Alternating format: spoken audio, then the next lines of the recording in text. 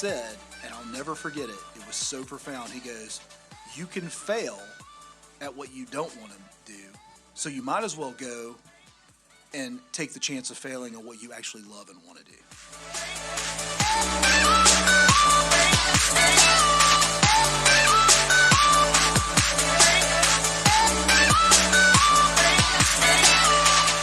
Welcome back to the Aging Entrepreneur. We're excited to be talking about all things kicking off the first year in business, right? Yeah, so last episode we kind of discussed just the idea of what it takes to get going and the challenges and why you don't want to do it. But this time, let's pretend for a second that you've started. What does that first year look like? And we're going to do it a little differently. I'm actually, because Nick has a year one with more than just one business too. Nick the Marketer is the latest, and I would say most successful.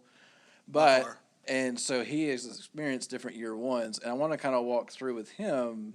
What did that look like? What were your challenges, things of that nature, and surprises too? Because I'm sure there were a lot of surprises that you were not expecting. But, Michael, even as we prepare for this podcast, I'm trying to think back on year one, and we're so far from where we started, and even a 3-year period.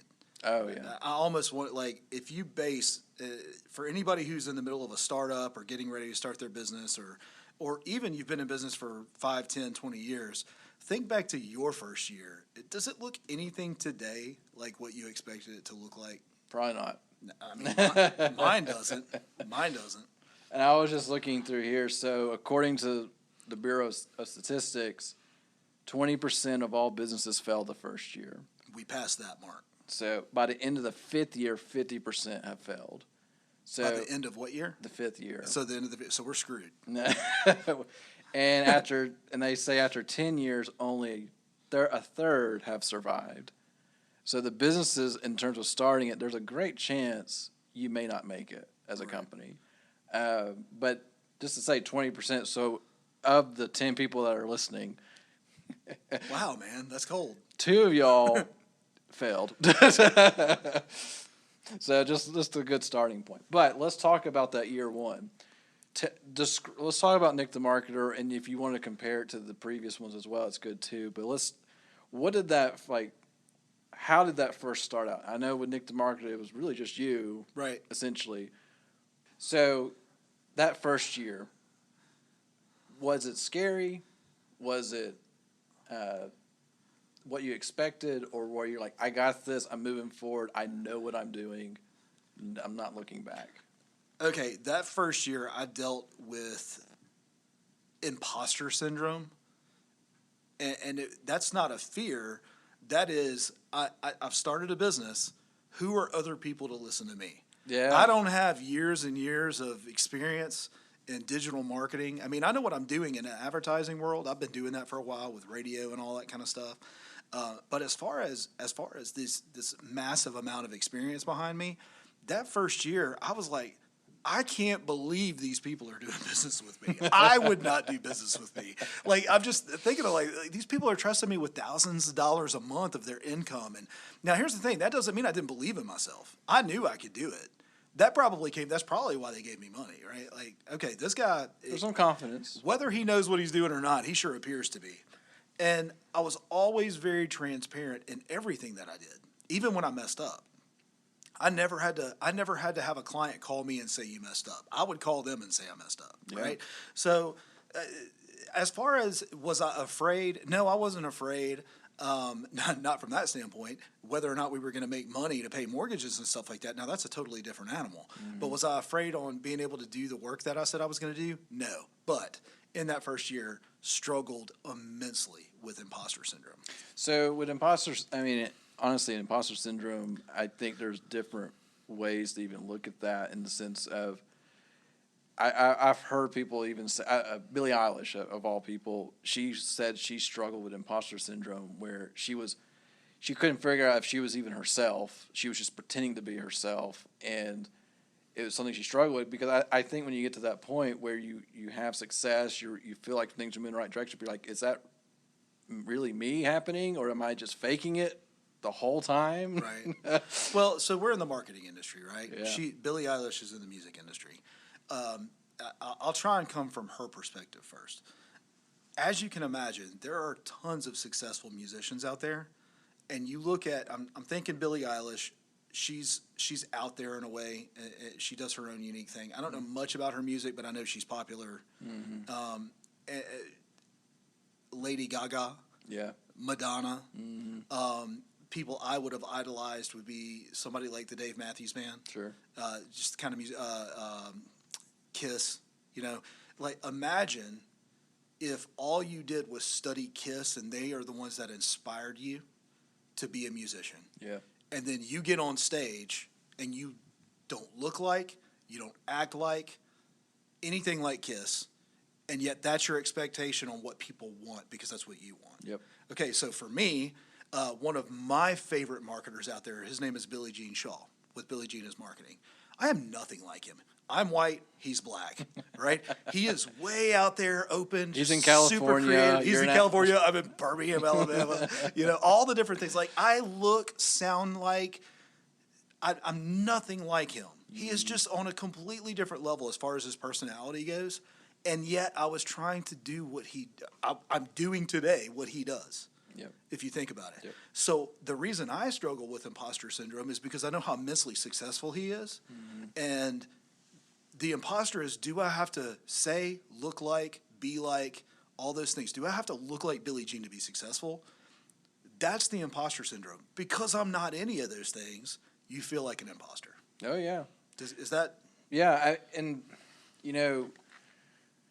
I think the success starts to come when you take your own stride, right? You're not just duplicating somebody else's stride and mimicking them to 100%. You become your own person, where you became Nick the marketer, not Billie Jean is marketing by Nick. Right. But it's funny that you even call it Nick the marketer. That alone was something that made it appear like I was trying to be like Billie Jean. Yeah. I was going to call it, what did we call it?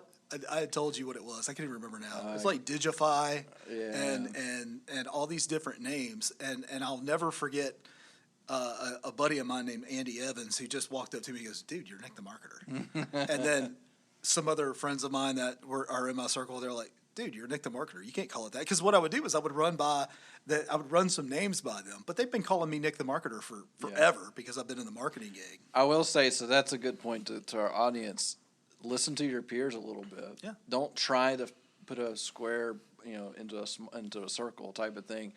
If people are telling, well, this is what I expected of you, or this is what I've seen, I naturally just think of this when I think of you.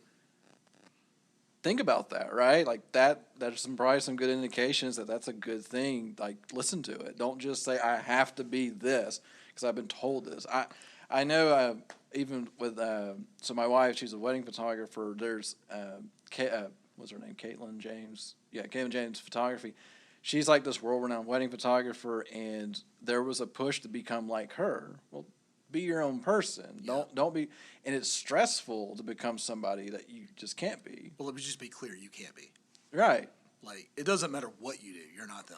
There are some wonderful things that you can take from people that you look up to. Like, there's some action items and just maybe leadership that they do well with, but you should never be them because there's not another version of them. It's you become, like, you're a sum of things that you've learned. You're not the reflection of somebody exactly that you follow. What's relevant to this particular situation is I was watching an interview with Simone Biles. I think I said that right, Simone Biles. Yeah. She's an Olympian. Gymnastics, and the interviewer asked, "Are you the next Michael Phelps, who's the famous swimmer who has 10,000 gold medals?" Not really, but her response to that is what we all should have. The response is, I'm not the next Michael Phelps. I'm the first Simone Biles. There you go. And I'm not the next Billie Jean. I'm the first Nick the marketer. Mm-hmm. Does that make sense? Absolutely. And it's that mental switch from trying to be who you want to be like to just being yourself. Nobody does it right out of the gate. I don't care who they are. I don't care who they are. Even Billie Jean, if you go back and listen to some of the stuff early on, he was trying to be like Frank Kern, right? You can see it, and you can see it back in my early days of me attempting to be something that I wasn't. Yeah. Oh yeah. Well, and then I think some people get caught in this trap of, if I just read a book and do exactly what the book says exactly, then I'm going to be fine. Like, no, take that information, take what you learn and grow from it and become you and become a better you, essentially. But okay, so that imposter syndrome, that's fantastic info. Some other questions I had in place. So tell me about that first few months. You were by yourself, and then you had to bring on people to help you because you brought in enough work, but it was more than just you. What was that like? What was going through your mind? I got to make some hires, either it's contractors or an actual internal employee. Like, to me, that's terrifying to me, because now people rely on me, right? And then now I got to make sure I legally do it right, and then everything's done the right way, and then if a client doesn't come through or the money's not there, well, now I have another problem. I got to pay my people if the revenue is available. A lot of challenges. So in your head, how did you make the switch? Okay, it's more than just me now. I had to hire people.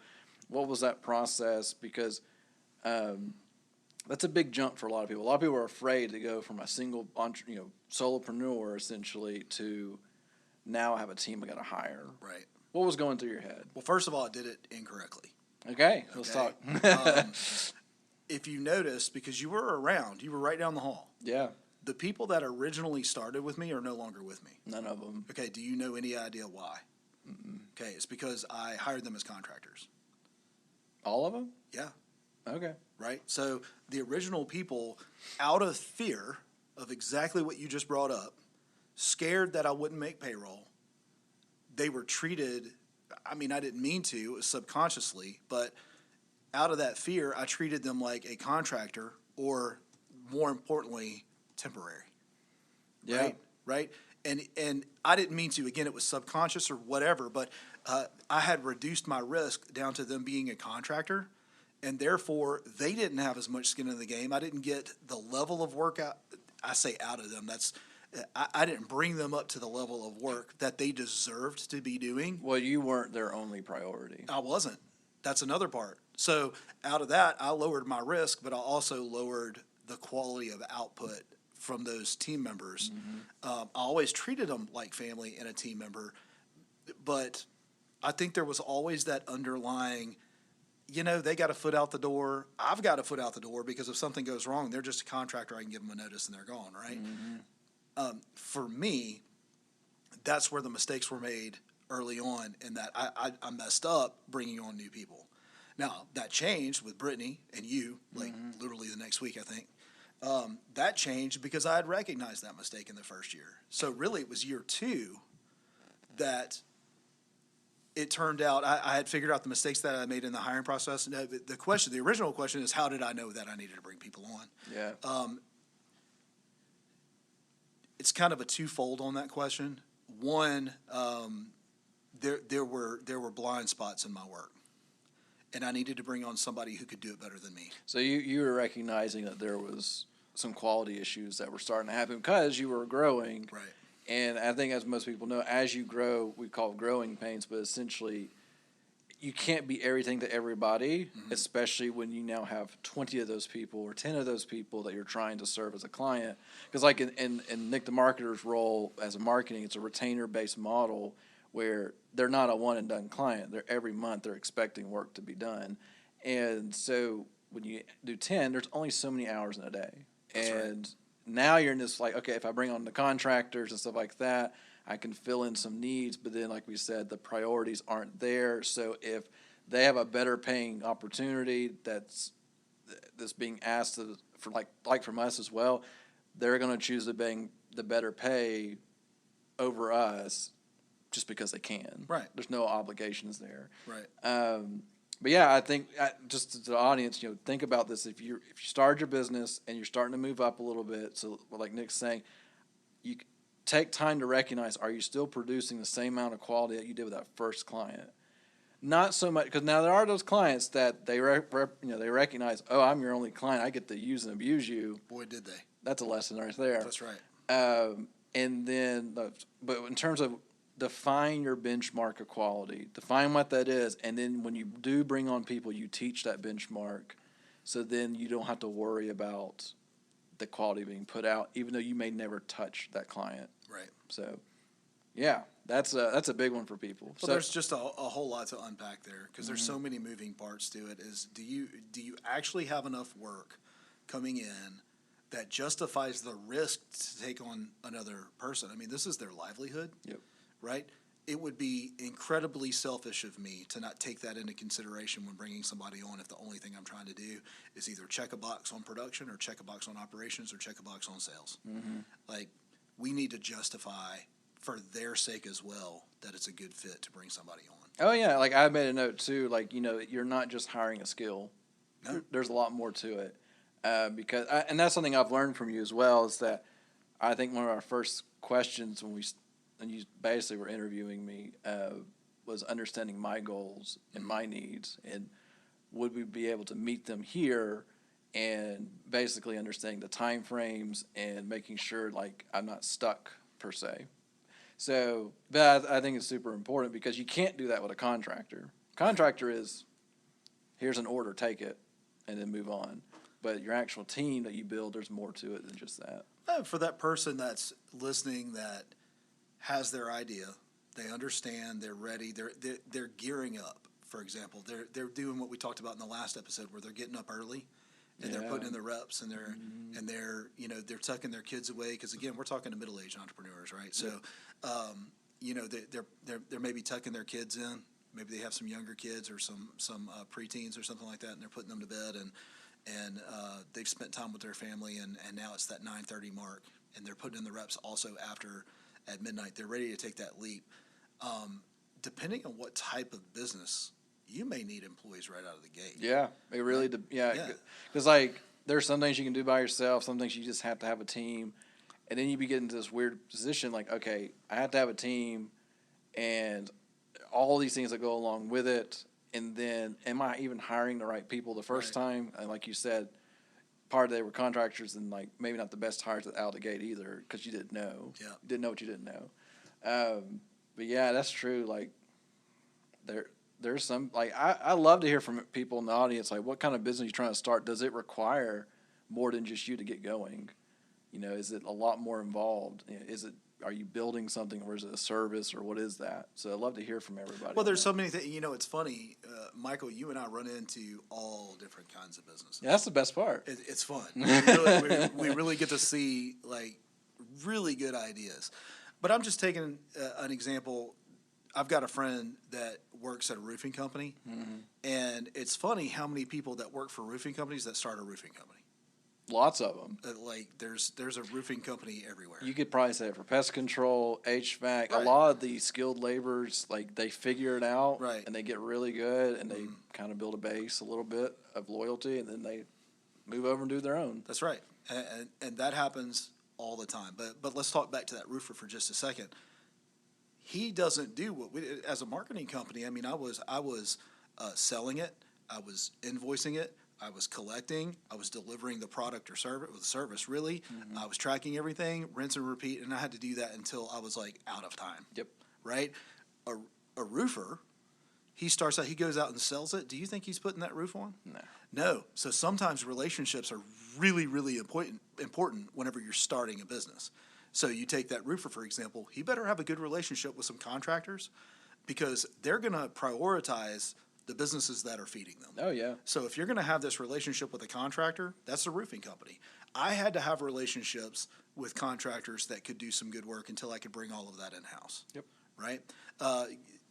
You have a car lot. You have, I don't know, you're putting in swimming pools.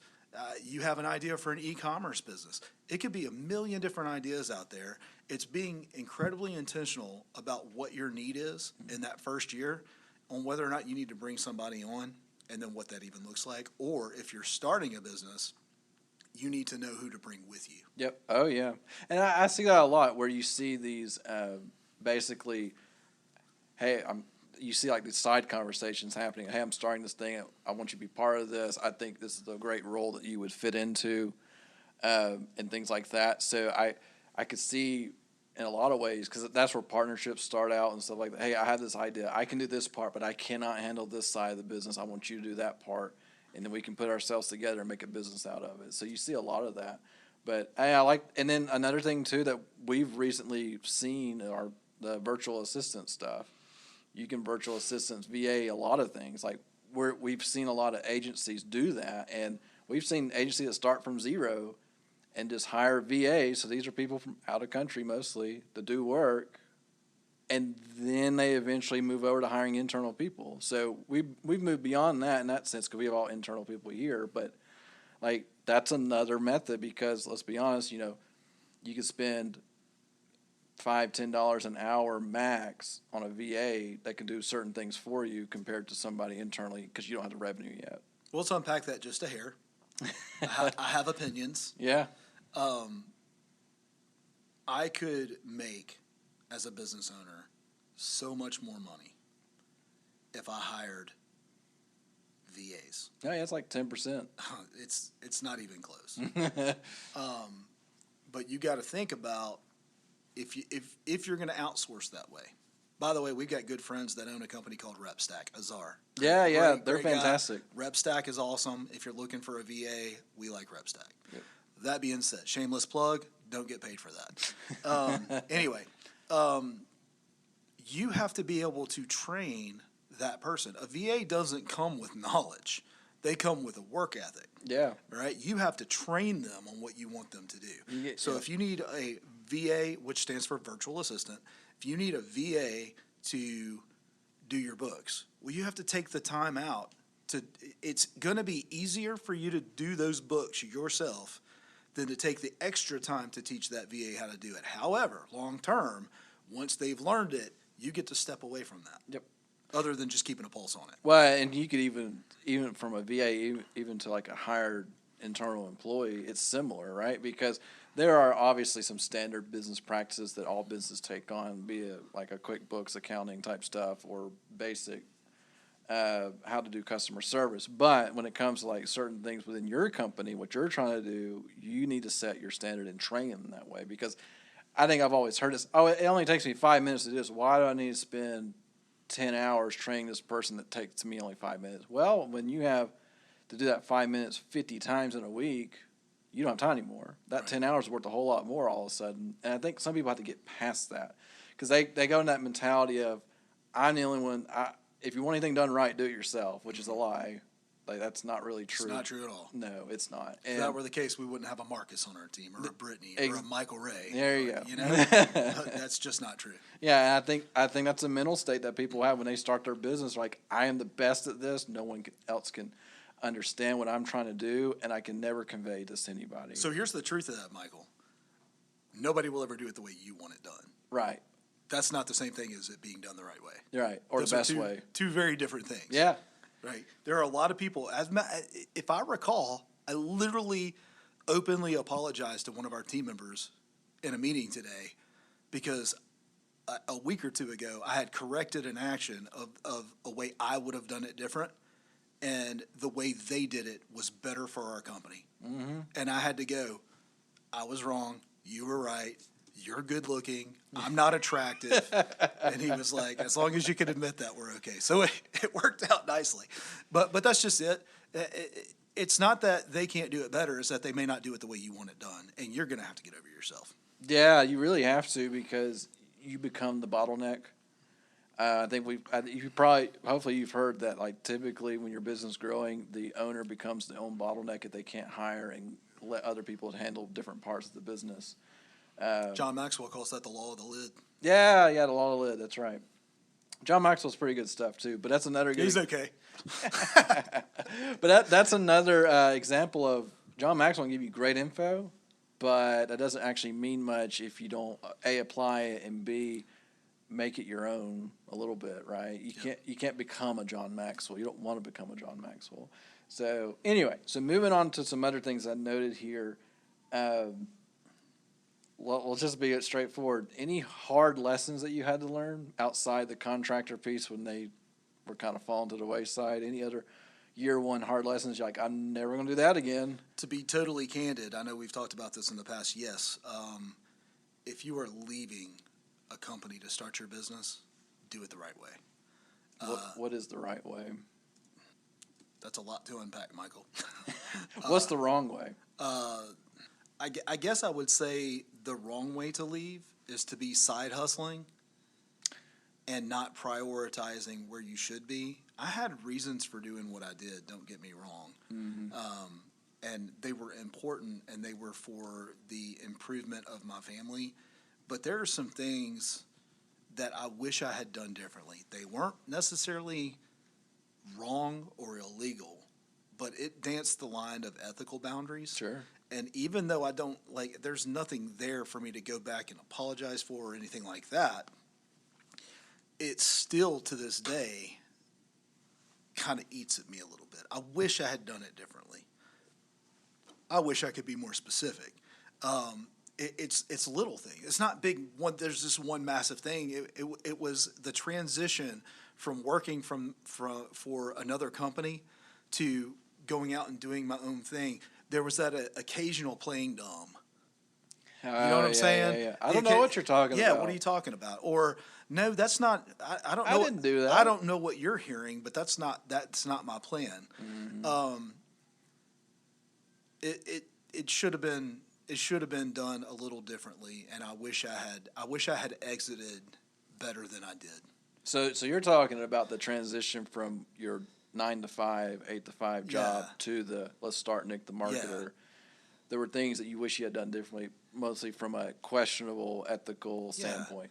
Did it hurt or the previous company? Probably not. Well, I didn't take any clients away. Right, you didn't, I didn't pursue any clients. You didn't steal away. I did not. And even the ones that came to me because they wanted to work with me, I even said no to. Yeah. Right? Like, I was like, no, I'm not going to do that. I didn't want to cross those. I didn't want to cause damage to the company. It was going to be enough. God, this is going to sound totally arrogant. But it was going to be enough that I was exiting the company. For all I know, I did them a favor because I was costing them payroll or something. I don't know. Yeah. I haven't talked to him since. But exiting that business, again, there's things in my spirit. You just, if you strive to be a good person and live a moral life, you don't even want that to be a question to come up later, because it's really hard to settle in your soul and in your spirit. Yeah. It's the best way I can say that. Well, there's at the same time too, it's hard to cold turkey something. You have to be a little bit, basically, in your situation, it would have been very difficult to cold turkey. Like, I'm going to do this, but I have no one I'm talking to. I'm just going to start and just hope. Oh, there's no way. Yeah, it wouldn't have worked, right? Yeah, no, I had clients that when I left the company, I had already replaced my income. Yeah, exactly. So you took the approach of I got to get this to a certain point before I cut ties. Right. And I think there's lots of people listening. That's probably where you're sitting right now. I got to get this to a certain point before I cut ties. I'm going to be as ethical as possible and honor my current commitments, but ultimately I need to be smart about this too. I can't put my family in jeopardy because of something I want to pursue. And that's what we're talking about in this podcast. The responsibilities are beyond just you. You have other people relying on you no matter what your decision is. And so I think it's it's a struggle for sure on your heart, but reality is if you didn't do that, think about where you would be right now. Right. Not a great spot. No. I would have been. I mean, when I left my previous company, I had spent all of my savings. I'd gone into debt just to maintain what little lifestyle we had. Yeah. Because we didn't have much. It's not like I was living lavish. I'm not now. You know me. Yep. But at the time, I had blown through all my savings just to survive that transition from the other job based on, I'm going to call it false promises. It wasn't a perfect relationship. That's not the point. The other thing that I would say, Michael, is freaking taxes. Taxes you don't know are taxes. Yeah. A couple of examples is I paid the state tax to get to business license. Yeah. Well, there's also a county tax and a city tax to pay on those. Yep. And then some dude with a clipboard comes in your office and counts your furniture and pays you a privilege tax. And just things that you don't know are there. That's unforeseen. I think it's safe to say a couple things there. One, there's probably at least 4 taxes you're probably going to pay as a business owner. That you don't know are there. Yeah, at least 4. And then 2, be smart and pay an accountant to keep you in check. We use QuickBooks. QuickBooks owns TurboTax. We don't use TurboTax. Exactly. Have an accountant or a CPA do your taxes. You're going to spend a little bit of money with them, but you will save thousands later, or your business being shut down. Like Yep. a CPA, an accountant can save you from that. Yep. So we're going to tell you, like out of the gate, a couple of things with year one stuff. Know Oh. your lawyer, know your accountant, and be ready when you make the leap. You got to make it hard, and you got to be moving straight on. Like you said, don't side hustle your way through it. It's going to hurt in the long run. So somebody that shows up to your house, has a gun, and will take your money is a thief and the IRS. Yep. Both of those people do that. I'm just telling you the truth. I don't care what political side you fall on.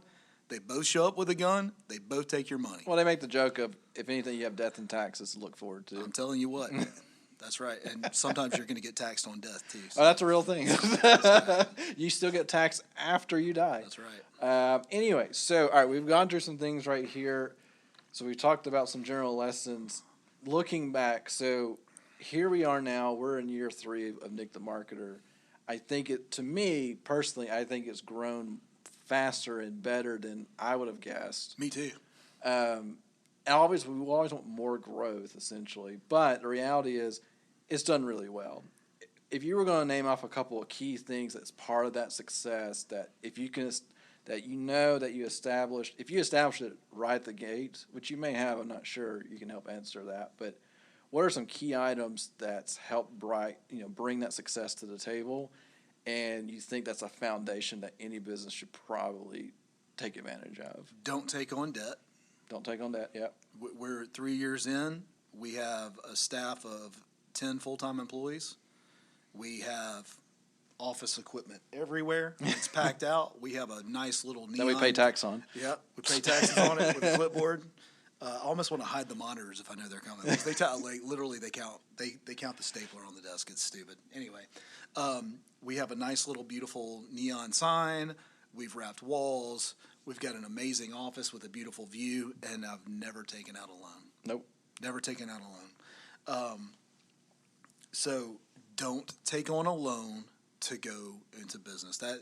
That's my advice. Whether you do it or not, it's on you. I just, I'd say that's one thing that set the company up for success. Yeah, especially since, like, in particular, like, this company is a service-based company. It's really a hard pill to swallow, so you have to take a loan out to get a service-based company up. Now, I know in the world of, if you're, I'm going to start this company, and it's solely based on this piece of equipment that costs $1 million or whatever to run. Like, I could think of a friend that has a print shop. Mm-hmm. They have like a $500,000 printer, but that's what separates them. And that's what got them going.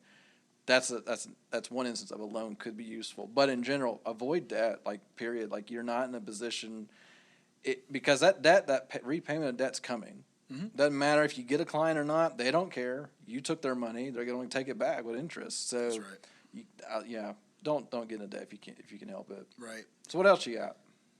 I have worked on myself, and I've been open to people that can look into my blind spots and tell me the truth. Yeah. And I've allowed it. So you're cutting out your arrogance and things. I was going to say the other thing: don't go into debt, obviously, and also get your ego out of the way. Yeah. Being a business owner doesn't make you better than anybody. Nope. Okay. And just because somebody may have a job or whatever, I'm telling you, us business owners, we just think different. Mm-hmm. Okay, we do. Our risk meter and our tolerance level is much higher than the average person. That doesn't mean there's anything wrong with other people. Right. Right. Get a group of people that you're okay with them giving you an opinion that may not line up. That does not mean take advice from stupid people. That's not what I'm getting at. And don't take every advice that's given. That's right. Even if you have somebody that gives you great advice regularly, doesn't mean you apply all of it. Well, I hope my mom's not listening. We'll send her a direct link. Oh my God. Well, so here's the thing.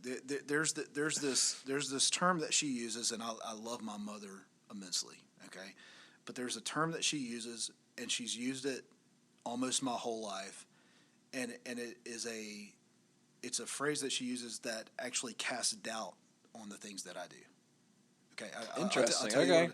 so, Michael, I want you to say to me right now, I'm so excited I'm about to start my own business. Go. I am so excited about to start my own business. Well, I really hope that works out for you. How does that make you feel? Like, you have no confidence in me. And that's been from my mom. Well, I hope so. And it's those people that you want to love, and when they say, well, I sure hope that works out for you, and they do it in that kind of like they're literally shaking their head no at the same time. Or why would you do that? Well, that's obvious. That's obvious, right? Isn't it? Yeah. Right? That's somebody that's challenging me. This is somebody not challenging me or even believes in me at the same time. Or are you sure you want to do that? Right. All those different kinds of things. So that's where you really have to let your ears perk up like a Doberman Pinscher and be like, there's something there that I need to be weary of. Well, and it's funny too, because, we're trying to talk to the 30 and 40-year-olds that have responsibilities. That phrase there could, like you said, came from your mom, but like for a 20-something-year-old that wants to start something and they're like like trying to work still with their parents to some degree, they're going to say, why would you go get a good job? Yep. Don't just, I don't want you to do that. That's not stable. Go get a job at a big company where you can stay there forever and be okay. But then you have, when they're 34-year-olds, they're married and have responsibilities, it may be the spouse saying, do you really want to do that? Or you're going to give up all of this for that? Why would you do that? Quick story that is not my story.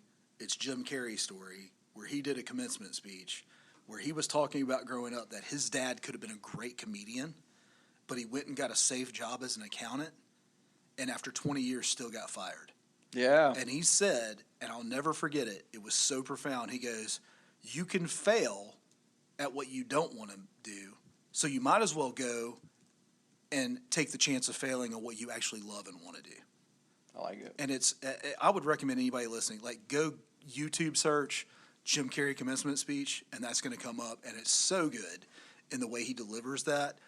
It's not going to be much different than what I just said, but I mean, he delivers it so well, and it makes so much sense, and he is absolutely right. I watched my dad work his guts out for a company, and after 25 years, they threw him out of there and didn't even care, and he had to start over. Yeah. And he wanted to be a doctor. Wow. And then, when you hit the start over button, sometimes is it too late? Because I don't think so, but that's another story. Right. Well, I know it's interesting because you and I both, we going through networking stuff. We always come across the 50 or 60-year-old. What are you doing now? I did that in my other life. I did that for 20 years. I love it. And then, like, what do you do now? I just started doing this. Well, that's a completely different change. Why the change? I love it. It's what I wanted to do. I think there's an important note here, Michael, that I just popped into my head. All right. It's a lot easier for you to start a business on your own terms with your own exit strategy than getting fired and having to start over from scratch, because you're operating in one position out of intentionality and the other one you're acting out of desperation. Well, and because like you can be working on your timeline and not working on your boss's timeline. It's going to get rid of you. Better get prepared. Yeah, well, I would say, like, so we had COVID come through, and that wrecked a lot of businesses. That helped a lot of businesses. It's kind of a weird mix. But the reality is, you're not guaranteed your job. When you hear these giant companies do like thousands of layoffs at a time, everybody got laid off, had no say in that. Mm-hmm. Here you go, bye, and it's immediate. Have fun. Sorry. And you can't. We picked up some good talent during that time, by the way, I might add. We Just did. throw that out there. While other digital marketing agencies were laying people off, they were calling us, and we were like, you kidding me? Come on. Yeah, so like there's opportunities that open up for sure. But the reality is, if you want to control your life from a career standpoint and not be told what your career is supposed to be, that's when you're like, if you're mentally going through that right now, this podcast is perfect for you, because we're trying to tell you, you're right, you can make a change, and you can make your change, not somebody else's change. So, anyway, That's good. I think this was a great episode. We touched on year one stuff. We touched on a lot of worries and lessons and things like that, and it's all good info. I hope everybody got something out of it. Please write us if there was something that stuck out that you'd love us to talk more about. We'd love to unpack that for you. Anything else to add, Nick? Are we good? No, I think we're good. Awesome. Yeah, that's been fun. Michael, thanks for the interview. Yeah, absolutely. We'll do more of those in the near future. But all right, guys. Well, we'll catch you on the next one. We'll see you.